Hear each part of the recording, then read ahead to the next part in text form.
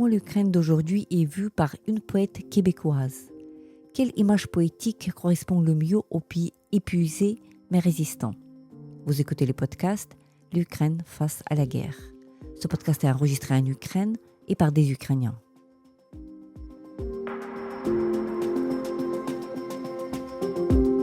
Dans ce podcast, nous racontons comment l'Ukraine continue à vivre et à résister face à l'agression russe.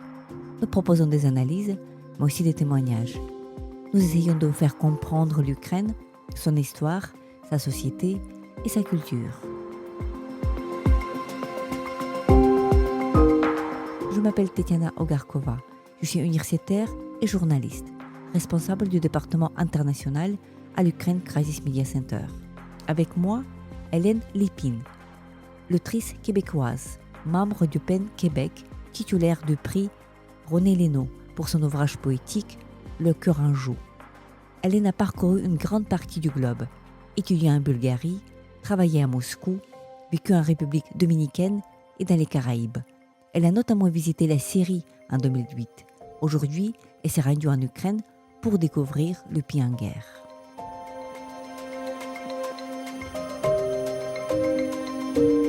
Bonjour Hélène. Bonjour Tetiana. Vous êtes poète, vous êtes membre de PEN Québec.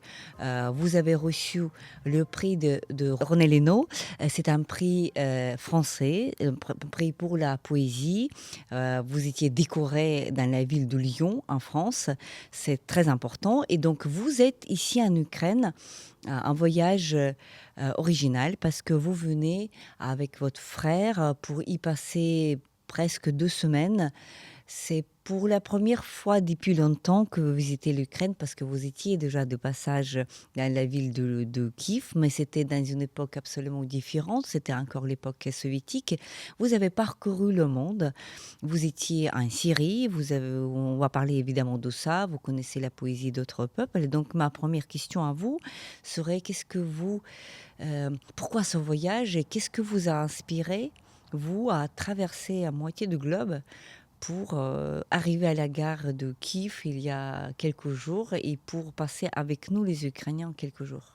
Alors, je pourrais vous dire d'emblée que, bien sûr, j'ai eu un intérêt très, très jeune pour tout ce qui était la partie slave du monde, et mon passage à Kiev, alors que j'étudiais le russe, a été marquant dans une certaine mesure.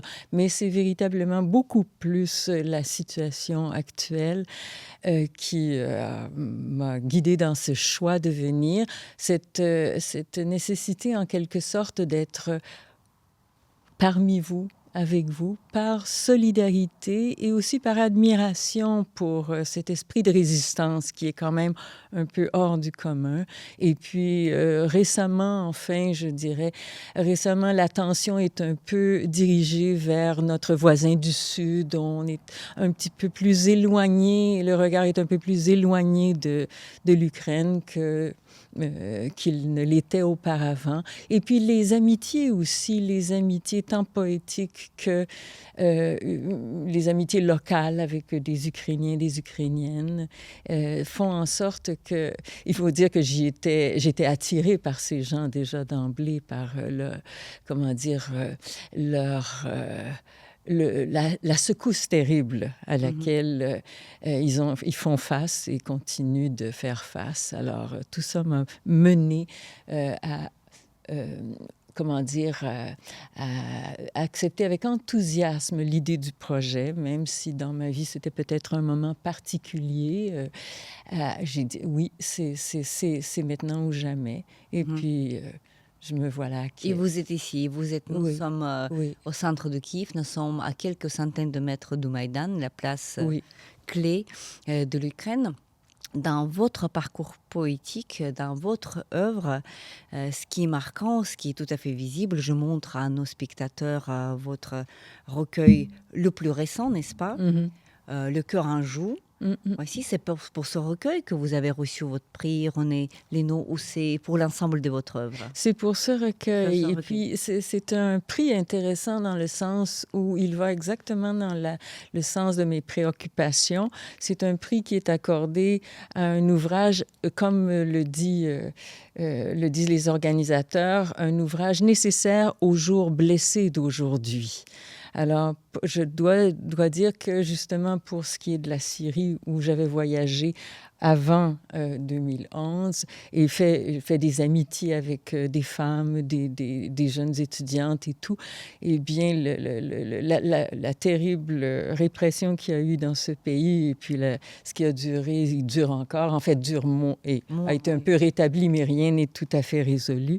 Alors, parler justement d'une blessure importante et puis c'est quelque chose qui m'a toujours un peu comment dire, un peu préoccupée dans la vie. Les blessures, tant sur le plan personnel, les individus, que les sociétés et tout. Le moment où il y a une fracture dans une vie et comment, inévitablement, forcément, la vie nous demande de renouer avec elle, d'aller vers l'avant et en quelque sorte de tracer un chemin, comme le dit le poète Machado, El camino se hace al andar se hace el camino, et on ne peut pas revenir en arrière, on trace le chemin pas à pas. Oui. Alors, en quelque sorte, c'est un petit peu à la fois cette impuissance, quand je dis le cœur en joue, le cœur est donc tenu en joue devant la terrible réalité, mais en même temps, il y a cette nécessité d'aller au-delà de l'impuissance. Et pour moi, bien, ça passe par les mots, ça passe par le désir de m'approcher, de regarder, non pas de comprendre d'une façon nécessairement très précise ou analytique ou tout ça, mais de saisir un peu où sont les blessures, les fissures, les fractures, mais aussi ce qui va germer un peu de potentiel de vie, de retour vers la beauté, vers la liberté. Je sais qu'il y a un élément un peu, sans doute un aspect un peu naïf à tout ça, mais je crois que la vie est plus forte que la mort. Forte que la mort. Et puis ici, on sent très très bien cet appel du mouvement de la vie, cette force qui fait en sorte que c'est une des impressions majeures de ce voyage. Mm-hmm. Et donc, vous êtes bien ici à Kiev, vous êtes bien placé parce qu'à Kiev, en Ukraine d'une manière générale, et surtout durant les temps aussi difficiles où les fractures et les ruptures sont tellement multiples parce qu'on est en pleine guerre, c'est aussi une terre de poètes. On dit souvent qu'on n'a jamais vu d'une telle renaissance poétique ou d'une telle importance accordée à la poésie que pendant justement ce temps véritablement tragique où il y a la mort, où il y a des blessures, où il y a le danger. Vous avez pu constater vous-même en dormant quelques nuits à Kiev que le danger est tout à fait physique, qu'il est tout à fait réel et qu'il peut toucher tout et chacun. Et donc voilà, quelles sont vos premières impressions en fait de la scène poétique et des rencontres que vous avez fait pendant ces jours à Kiev, concernant voilà qui vous a renforcé peut-être, c'est une hypothèse, dans votre conviction que la poésie est là où il y a justement voilà cette tragédie, cette rupture, et elle est présente encore plus quand on a besoin d'elle. Oui, et je vous dirais, si vous me permettez, c'est la poésie aussi. J'ai peut-être oublié de mentionner cet aspect absolument essentiel dans les motivations qui ont fait que je suis ici. C'est la poésie était déjà parvenue à moi grâce à des ouvrages. Alors, en particulier des ouvrages dont la traduction a été assumée par Ella Yevtushenko.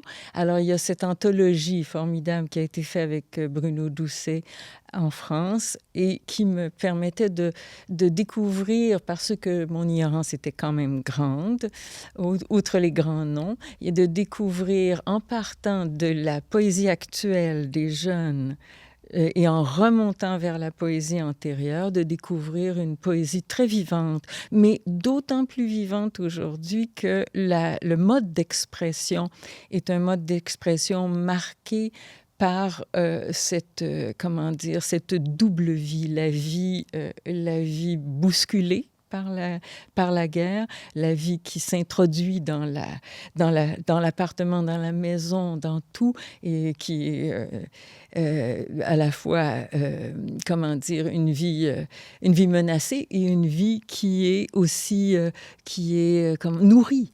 Alors, il y avait cette poésie-là, et particulièrement au Québec, on a eu aussi la poésie est venue encore une fois grâce à Ella Yevtushenko, qui a été invitée par une poète de chez nous à faire une revue, qui est la Femme de parole, qui portait que sur l'Ukraine. Et encore là, on a découvert d'autres noms, d'autres poètes et tout. C'est très, très vivant. Et les poètes québécoises ont répondu en quelque sorte dans le même ouvrage. Alors la poésie est peut-être le mode d'expression qui a le plus résonné à mes oreilles et résonne encore ici. J'ai eu le plaisir de rencontrer deux personnes, deux artistes, donc cette poète, Ella Yevtushenko, dont la poésie est marquée par la concrétude, des choses très, très concrètes et qui parlent de l'urgence de vivre, et par une artiste, Olesya Drashkava. J'espère que Oui. je prononce Évidemment, bien Olesya Drashkava. Oui, son nom. Et puis, chez toutes les deux, il y a cette charge poétique qui dit « Allez, allez, rien n'est simple, mais poursuivons. Et poursuivons en ne ménageant pas non plus comment dire, la vérité. On dit, on fait, il y a des images très, très fortes, mais en même temps, on propose des images avec une certaine acuité du regard et une acuité des sens. Les perceptions sont accrues. Ça, je trouve ça particulièrement intéressant. Les perceptions sont accrues, ce qui est peut-être pour mon œil invisible devient visible grâce à la poésie, grâce à l'art de cet artiste. Et puis c'est quelque chose qui a éveillé mon regard en étant ici, bien que d'emblée, j'ai été très frappée par la superposition de deux réalités. Un peu comme la belle ville de Kiev avec ses collines, et le haut et le bas, c'est-à-dire il y a la vie et il y a une espèce de survie, pas la survie, la survie où autre chose se perçoit, se sent. Et grâce à cette attention accrue et que je ressens chez les gens et qui m'a portée à être beaucoup plus attentive aussi. Il y a aussi cette image qui me frappe. Il y a la ville fleurie. La ville fleurie avec le printemps, la Renaissance et tout, et qui est aussi présente dans les œuvres, surtout de l'artiste. Et puis, il y a la ville en alerte. Et c'est comme le haut et le bas. La ville fleurie, c'est ce qu'on voit. Et la ville en alerte, c'est l'abri où l'on doit descendre la nuit. C'est la ville aux aguets, c'est la crainte, c'est l'angoisse. Et c'est pas tellement mon angoisse parce que je me sens tout à fait privilégiée dans le sens où pour moi c'est dans le temps, c'est très limité. Par contre, je sens très très bien que pour ces gens que j'ai rencontrés, c'est quelque chose qui est présent mais que l'esprit pensant essaie de surmonter. Probablement, cette angoisse nourrit toutes les sensations, les perceptions, mais aussi le désir de surmonter. Et je trouve que tout le monde vit un peu, à la fois, pas tout le monde, comment dire, les personnes avec qui j'ai parlé vivent beaucoup, beaucoup de l'esprit. L'esprit, on pense, on note, on réfléchit, mais aussi on sent très, très bien quand l'urgence du désir, quand il est temps d'admirer quelque chose, de prendre un verre de vin, de décider de rire, ben on le fait à plein. Il y a pas de mesure. On fait les choses à fond et Oui. c'est On très continue frappant. de vivre, voilà. Oui, Et donc, comme on dit souvent, les nuits à qui font survie et après, durant les jours, on vit. oui, oui, Cette oui, ville oui. basse et haute que vous avez évoquée. Il faut aussi préciser que nous nous retrouvons dans ces saisons tout à fait splendides parce que Oui. nous sommes fin printemps, au début de l'été.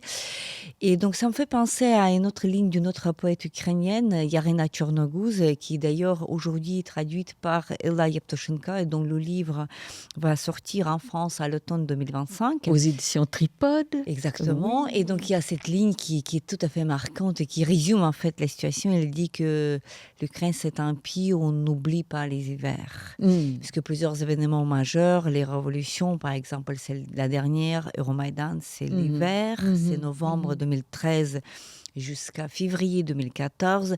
La grande invasion russe, c'est février 2022. Donc, l'hiver qui sont éprouvants, Mhm. qui sont longs, comme au Canada, comme au Mhm. Québec aussi, Mhm. pareil, et avec des températures très basses, avec les épreuves physiques très, très importantes. Et donc, mais après cette période hivernale vient toute cette beauté que vous constatez, tous ces fleurs, Oui. à commencer par les marronniers qui ne sont plus là sur la rue Créchatique, mais qui étaient là il y a quelques semaines Mm. seulement avec voilà ces arbres splendides. Et donc, je reviens à votre expérience syrienne parce que dans Oui. votre livre, vous avez vos textes poétiques sont intercalés, c'est-à-dire changés avec les illustrations de Dima Karout, Oui. qui elle est syrienne canadienne d'origine syrienne, voilà qui est pour vous un filigrane en fait cette expérience syrienne qui est importante et que vous avez connue personnellement en 2008, c'est ça? Oui. Lors de votre voyage personnel là-bas, et c'est de là toutes vos amitiés et puis vos liens avec ce pays-là. On compare souvent en fait la guerre en Syrie avec la guerre en Ukraine parce que souvent l'agresseur est le même parce que voilà derrière le régime de Bachar al-Assad nous retrouvons souvent la Russie et donc Mhm. les méthodes employées comme par exemple les bombardements Mhm. et on a beaucoup comparé Aleppo par exemple avec Mariupol, une ville où on n'a plus accès parce que c'est en occupation russe, mais de toute manière quel écho syrien vous reviennent quand vous êtes ici en Ukraine? Est-ce que vous voyez les similitudes ou bien en même temps vous voyez aussi les divergences dans le traitement de la situation, dans le traitement politique tout d'abord de la situation? Mais je pense que je vais le dire avec, comment dire, avec une certaine réserve parce que mes contacts sont, comment dire, sont plus limités maintenant. Et puis, mais je pense que d'emblée, ce qui frappe, c'est toute la question du non-respect de la vie civile. Alors ça, c'est quelque chose comment dire, qui a été... bien sûr, il y a eu la Tchétchénie, il y a eu d'autres choses avant, mais là, c'était le non-respect de cette vie civile, le non-respect de ce qui a été un trésor d'humanité aussi, parce qu'Alep, c'était une ville aussi de la diversité, de l'échange et de tout.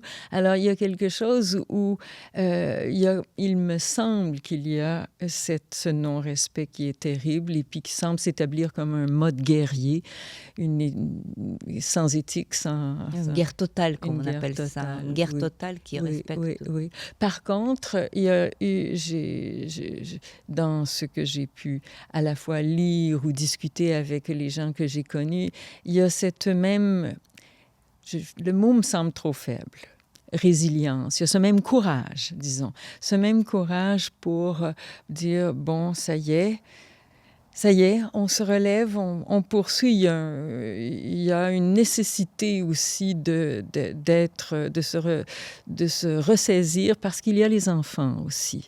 Alors, dans les deux cas, j'entends beaucoup parler aussi des enfants. J'entends parler du fait qu'on met de côté, on se met un peu de côté pour pour la famille, pour aider à nourrir une vision d'avenir, même si elle chancelle parfois dans l'esprit des gens qui soutiennent les enfants. Mais ce qui me frappe toujours, c'est l'espèce de cohérence, de cohésion du groupe quand on décide, bon, ça y est là, on agit, on œuvre, et puis nos efforts vont dans le sens d'une remise en marche sur un sentier méconnu, inconnu. Des fois, c'est le déplacement. Des fois, c'est demeurer sur place. Et dans le cas de Dima Karout, c'est un déplacement. C'est la volonté de faire en sorte que l'art parle à tous, non seulement aux Syriens, mais aussi à ceux qui ne connaissent rien de tout cela. Et maintenant, on est toujours en contact. Je viens de lui parler en venant vers l'Ukraine. Et à Londres, elle entretient elle-même cette espèce de, je dirais, de conversation, tant avec le public britannique qu'avec les déplacés de tout pays du monde arabe ou du monde africain où il y a un problème. Elle entretient ce qu'elle appelle cette conversation sur la nécessité non pas de rester accroché aux images de destruction, mais d'essayer de progresser, de fournir à ceux qui sont de générations plus jeunes, mais qui souffrent et qui n'ont pas qui ont été ébranlés sans même avoir de fondement solide dans leur petite vie, de leur fournir justement quelque chose qui est presque une maison, bâtir maison sans maison. Alors, je trouve ça très, comment dire, si quelque chose aussi me semble un peu similaire, si je sens comment dire, ce désir de bâtir maison, même si la maison s'est écroulée, bien sûr, avec tout ce que ça suppose comment dire, de tristesse, de drame et tout ça. Puis là-dessus, je voudrais bien spécifier que j'en parle avec un peu de gêne parce que ce n'est pas moi qui souffre. D'ailleurs, je pense que ça doit être clair pour toute personne qui nous écoute. Moi, je me sens privilégiée. Je n'ai pas eu à vivre une telle vie. Alors, et je n'ai pas à vivre dans ces circonstances, mais je ne peux faire autrement que de ressentir des choses. Oui, et mais de rendre compréhensible aux autres et faire les autres sentir ce que vous sentez en tant que poète et le mettre en mots. Pour que les autres comprennent. J'aime beaucoup votre expression de la maison sans maison, parce que on dit souvent, on essaie d'expliquer que les bombardements de la population civile qui font les gens perdre leur maison, ce n'est pas uniquement les biens maternels, il ne s'agit pas de perdre des murs ou bien perdre un toit, ça veut dire à perdre tout un monde, parce que ce sont là des toits ou des murs où il y avait toute une petite vie, tout un petit univers avec une famille, c'est l'endroit où les enfants ont grandi, c'est là où il y a ta bibliothèque ou tes livres favoris, c'est là où il y a quelque chose qui te rappelle de ton passé. Donc ce sont une multitude, une centaine de milliers des maisons qui sont détruites, qui restent dans les esprits. On parle souvent avec les déplacés, des gens dont la maison est en occupation, par exemple, ou par exemple, elle est détruite, et puis ces gens portent cette maison avec eux toute leur vie, même si cette maison n'y plus ni physiquement, il n'est que dans leur mémoire, mais cette maison, d'une manière ou d'une autre, il ne disparaît pas. Et dans votre voix, dans votre engagement, il y a cette dimension de femmes, de l'engagement féminin qui est important, parce que vous avez fondé à l'intérieur de PEN Québec un comité, c'est ça s'appelle comité de femmes, comité femmes. Comité femmes. Oui. Voilà, ça démontre cette solidarité entre femmes.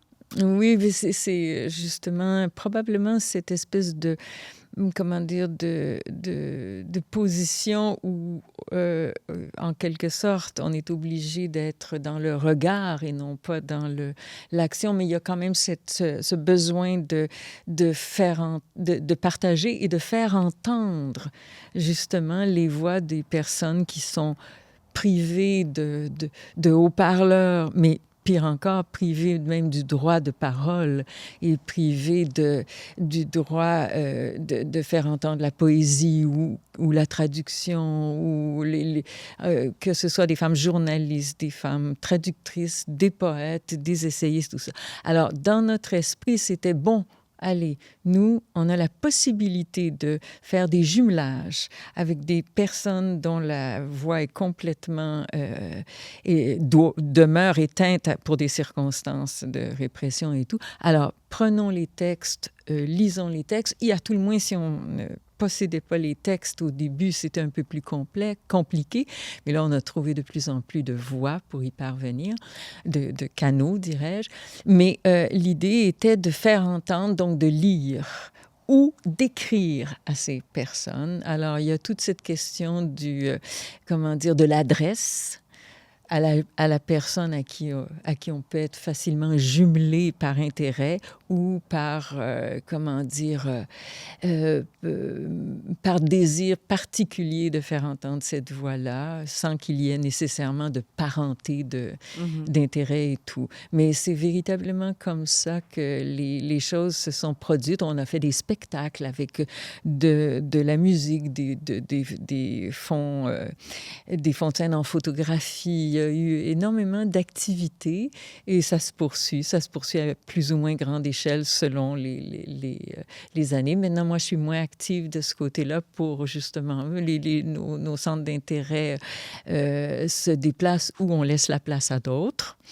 Parce qu'il y a toujours ces bons mouvements de la relève et tout. Alors, mais c'est très important, ça continue d'être très vivant. Et au PEN Québec, justement, là, c'est ce désir de faire connaître, ce désir de laisser la voie libre pour que les œuvres parviennent à leur lectorat. Et puis, non, c'est bon. C'est comme ça. Pour vous, comme poète, pour chaque poète, en fait, ce qui compte beaucoup, on peut imaginer, c'est le rapport intime à une réalité. Et donc, on peut facilement imaginer que vous aviez une idée de ce que vous allez voir en Ukraine. Là, vous arrivez à la fin de votre voyage, il n'est pas encore terminé, vous restez encore en Ukraine quelques jours, mais vous avez déjà pu voir des choses. Et donc, ma question à vous serait, qu'est-ce que vous a surpris? C'est-à-dire, qu'est-ce que vous avez trahi vos idées, en fait, de ce que vous allez voir? Est-ce que vous étiez surprise par quelque chose et qu'est-ce que vous a marqué? Pas d'une manière que vous avez projetée.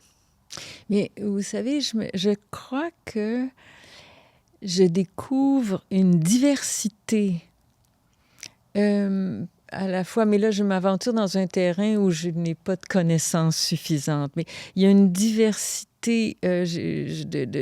de linguistique même. Il y a une diversité de mentalité. Et parmi les gens qui me parlent, malgré cette cohérence et cette cohésion qui les fait agir, œuvrer comme dans une certaine mission de remise en route, il y a quand même cette qualité des voix qui est différente, où on entend la diversité de provenance, la diversité aussi comment dire, l'identification à l'Ukraine est différente. Alors, c'est cette diversité-là qui est peut-être ce qui m'a surprise davantage, parce que dans ma tête à moi, tout le monde était dans une forme, une certaine unité. Et je ne dis pas qu'elle n'est pas là. Non, non, non, non, non. C'est pour ça que je ne voudrais pas m'aventurer sur un plan qui n'est pas, comment dire, de l'ordre poétique. J'en parlerai dans la mesure où je serai capable de fournir des images, où je vois autant de fleurs et d'arbres et de variétés de tout cela, mais qui forment un paysage unique. Alors ça, c'est peut-être cette diversité-là qui va rester même en image, mais qui n'empêche pas la force de l'unité. Oui, donc un pays qui est très varié, qui est très diversifié, Oui. évidemment.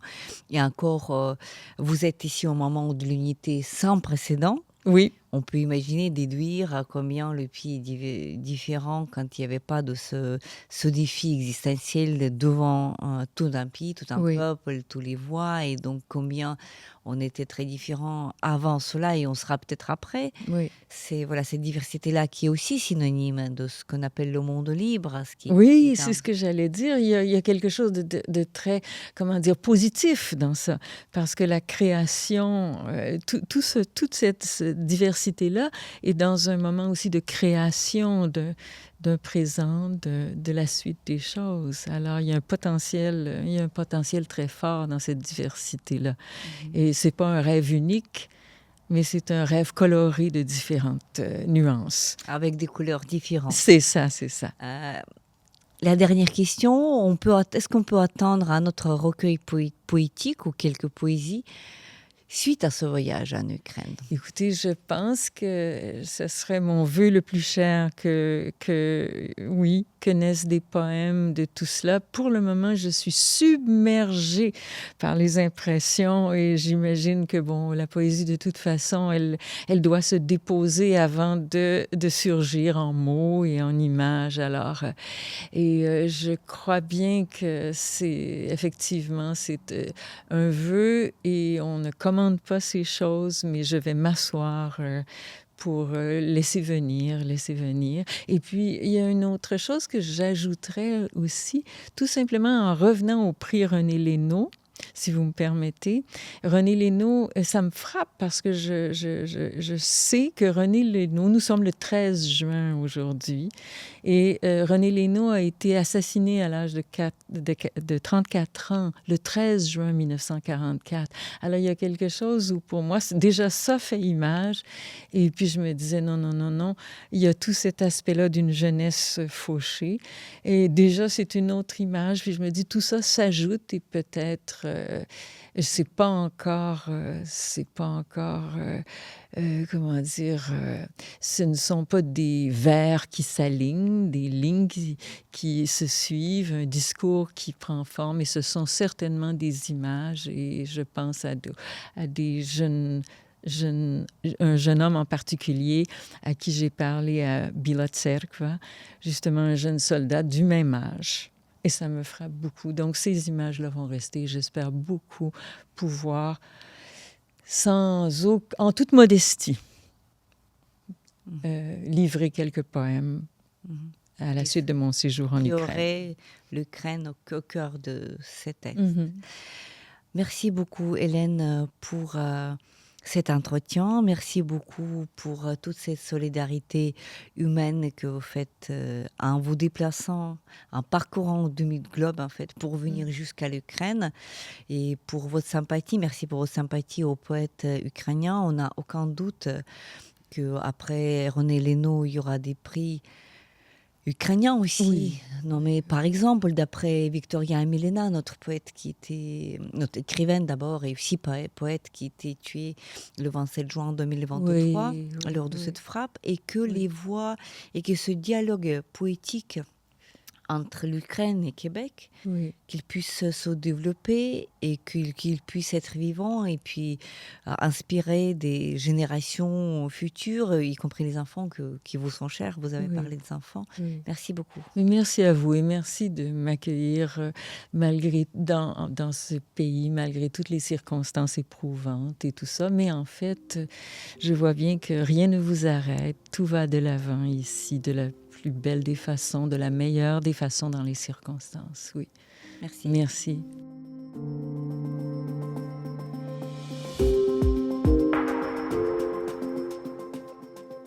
C'était le podcast L'Ukraine face à la guerre.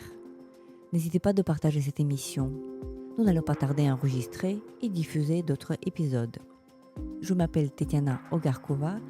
J'étais accompagnée par Hélène Lépine, autrice québécoise, membre du PEN Québec, titulaire du prix René Lénaud pour son ouvrage poétique Le cœur en joue. Hélène a parcouru une grande partie du globe, mais aujourd'hui, elle s'est rendue en Ukraine pour découvrir le pays en guerre. Restez avec nous et soutenez l'Ukraine.